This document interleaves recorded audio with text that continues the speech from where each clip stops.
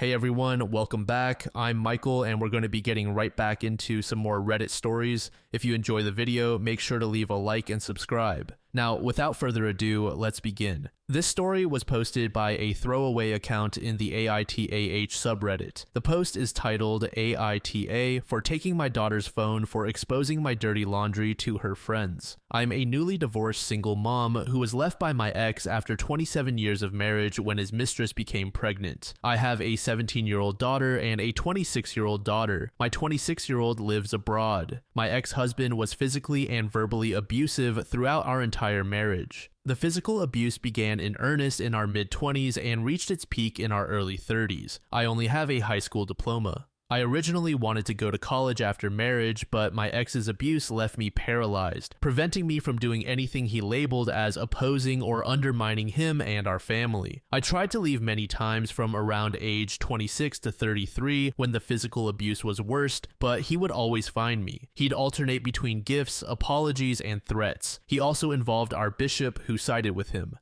He would go through our trash and once found a pamphlet for a community college program. The ensuing rage nearly landed me in the hospital. He would call 5 times a day when he was at work and often hit me if I missed a call, accusing me of cheating or job hunting. In my mid-30s, his physical abuse decreased, but the verbal abuse and controlling behavior remained. He would constantly be paranoid, calling me a liar, sneaky, and undermining until our late 40s when he began ignoring me completely. I was so broken down at that point that I became an emotional robot with no interests, enjoyment of life, or aspirations. That's when he started calling me dumb, boring, and empty. He even said he'd prefer a liar and underminer over what I had become and left me for his pregnant mistress, who later called the police on him for hitting her but declined to press charges. My ex wasn't a big earner and spent a lot maintaining appearances, so I received around $7,000 in the divorce. I understand many would be thankful for what I got. I found a job after 2 months, making $14 per hour, but my boss said he can't schedule me full time. Take it or leave it. I'm concerned about my retirement because all I want is to be able to retire in my 70s with consistent food and shelter, especially since I'm already experiencing health issues. So I asked my 17-year-old who took a personal finance elective to help me read through some information I found online about retirement savings. The other day, my phone was dead and I needed to look something up, so I used my daughter's phone. I found a group chat where my daughter was asking her friends who were in the class for advice. They were saying, "I don't know, sounds tough," or suggesting I should apply for hospital jobs. She then wrote, "I know my mom is an example of what not to do, but help please." She also discussed how her new stepmother was like a mini version of me and didn't understand why people like her dad get off on the fighting and his new wife opposing him, which leads to him tearing her down and then making up with her. She also claimed that I was thrown aside by my ex because he got bored of me being what he wanted, and a classmate said maybe her dad likes the fighting because he knows he'll win and feel like a champion. I felt it was incredibly disrespectful since I've told her about the abuse, yet she doesn't understand the toll it takes on you. I didn't need her airing out my personal struggles to her friends. Her response was that she cut her dad off, so she does understand and was trying to help.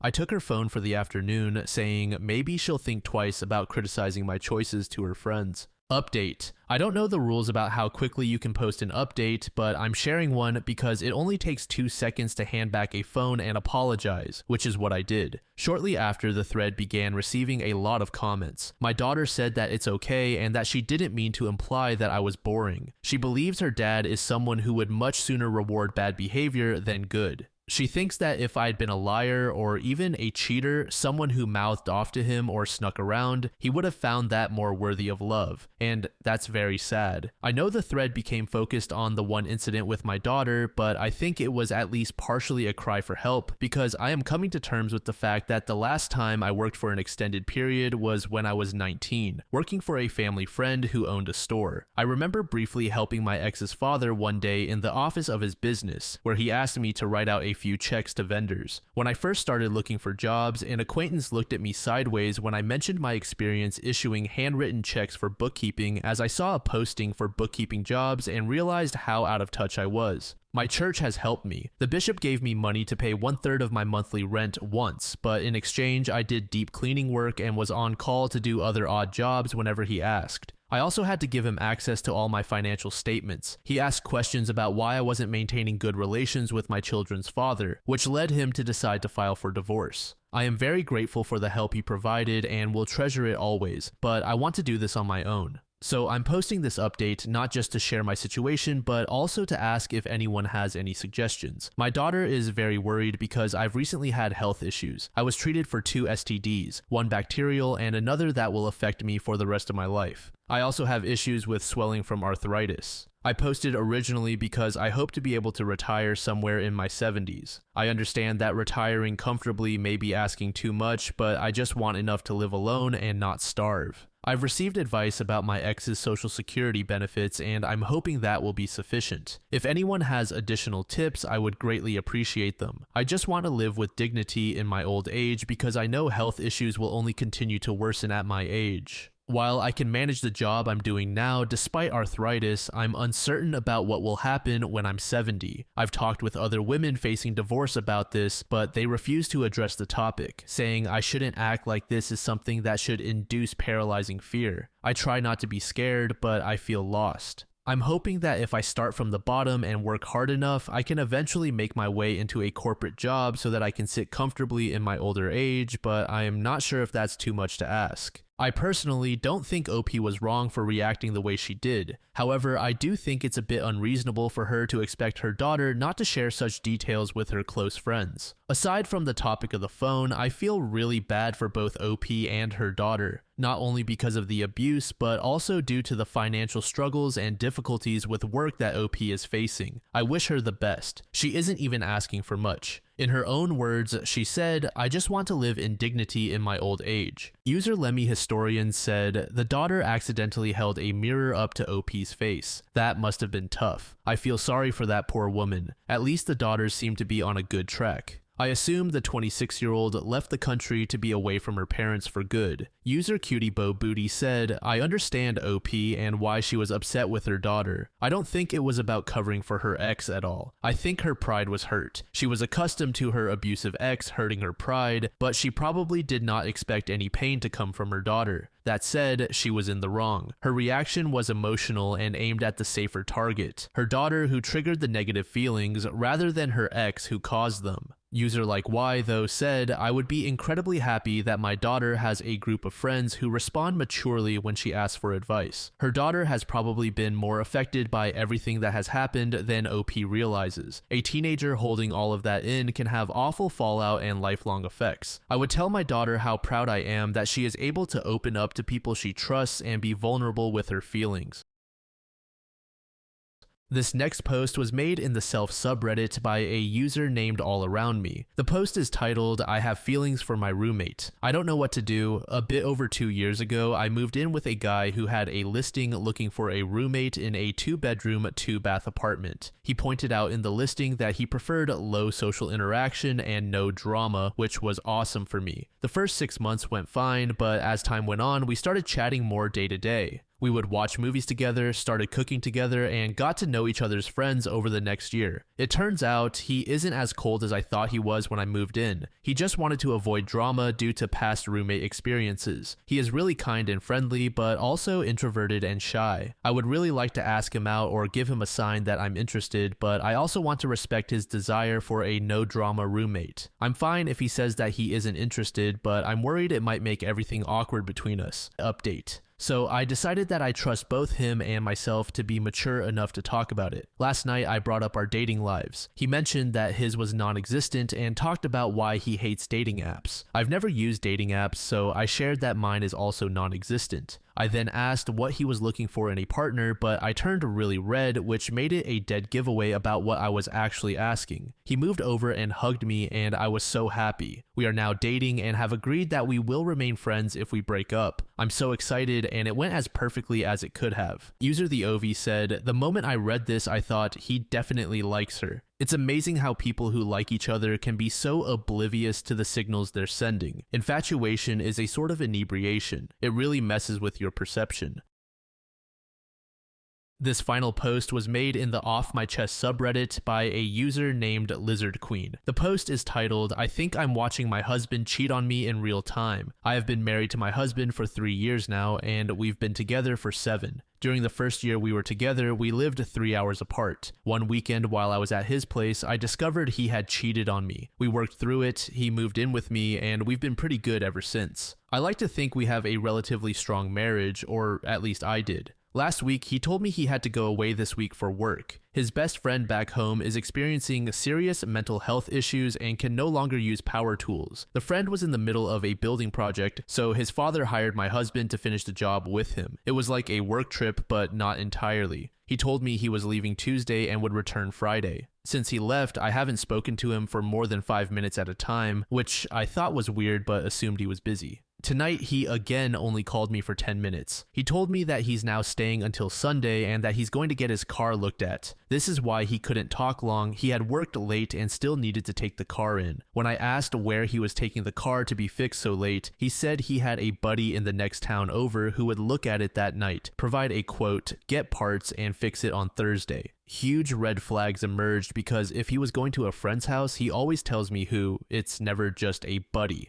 As his wife, I know he only has 2 friends still living in that town, and neither of them knows anything about cars. We have a tracking app that we use for our and our children's phones, so I decided to check it. He arrived at midnight, it's now 3 a.m., and he's still there, and it's not at either of the said friends' houses. I just know. My gut is screaming that this is exactly what I think it is, and I'm sick to my stomach. My best friend is asleep, and she's all I have. I just had to get this off my chest before I explode. Update. He stayed until 6:30 this morning and called me at 7:30 while still on the road, pretending to have just woken up. He said that his car couldn't be fixed because the parts are seized, but he still never mentioned which friend he was with. He pretty much just proved it to me there. I appreciate all your kind words and advice. I'm feeling broken, so please forgive me if I don't respond to replies. Just know that I appreciate them. Update 2. Now that I've had most of a day to really think about everything and had a good talk with my best friend, this is where we're at. When he called me this morning, I was making coffee. I told him I was making coffee and he said, "Ooh, coffee, I should go get some of that. I just woke up and I haven't had a chance yet." Except when he left this morning, he went to the closest coffee shop before he left town. So again, another lie to answer the recurring question of why are you tracking him if you trust him?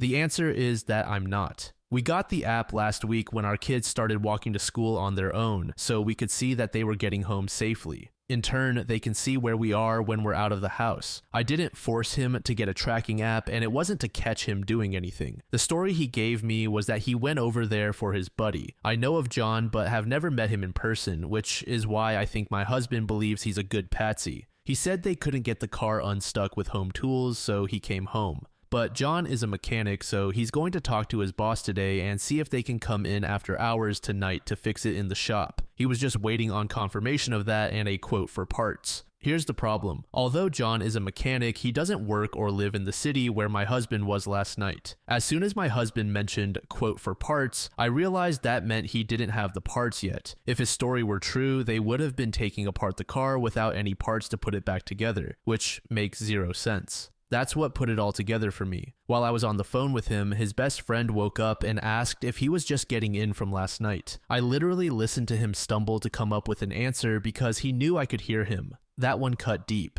He said no, that he came home last night and was surprised I didn't hear him. He lied to his best friend too, which is super suspicious. Based on the comments I've read and conversations with friends, I've decided to keep it low-key for now. I'm not going to confront him because I don't see the point. He'll either deny it, flip it around on me, or admit it and beg for forgiveness. And honestly, I don't want to deal with any of that right now. What I need to do is get my ducks in a row so I can leave. That's the plan going forward. I feel humiliated, I feel stupid as hell, but above all else, I'm pissed. Pissed at him and pissed at myself, just pissed off. To everyone who asked why I didn't leave the first time, I'm not even mad about it. It's a valid question. The answer is that he put in the work to prove it was a mistake. I had never been cheated on before and I was naive. We went through therapy and did a lot of work. He put in all the effort I ever asked for to prove that this is what he really wanted. He really fooled me. So yeah, you're right, I should have had more self-respect then. I should have known better, and now I'll be the first to admit that I'm an idiot. I'll make sure to use this as a life lesson moving forward. Update 3. Hey y'all, a lot of people have been asking for an update, so here we go. So he finally came home Saturday night. I had spent the entire week gathering the information I need for divorce, but what I really needed for myself was proof. Proof that this was anything other than what I thought it was. Proof that I was crazy for ever thinking he would do this to me. Instead, I found her. He claims he went over to her house but never actually slept with her. He entertained her but never slept with her, spent the night but didn't sleep with her, and I just couldn't believe that. He told me he only entertained her because she made it easy to give her attention, and that's when I walked out. I spent the day with my bestie, drank a lot, and decided that for my own closure, I needed to know if he really did sleep with her. One way or another, he took off his ring and walked into that house, so I was done. But for my own peace of mind, I needed to know the truth, and I wasn't going to get it from him. I found her number in his phone the night he got home, so I just called her. Turns out he lied about being married and took advantage of a poor girl who had recently gotten out of an abusive relationship and finally put her trust into someone again. He did sleep with her. He even left her his shirt because he wouldn't be back for 2 weeks. He made this poor girl think he loved her, and I'm disgusted. He hurt so many people with this. So here we are. I'm officially a 33-year-old single mom, terrified of life ahead. I haven't eaten in days. My body has been in fight or flight for so long now that I'm currently sitting at the hospital, hoping someone can help me reset it so I can finally sleep for once this week and give my heart a break. I'm a mess, to say the least.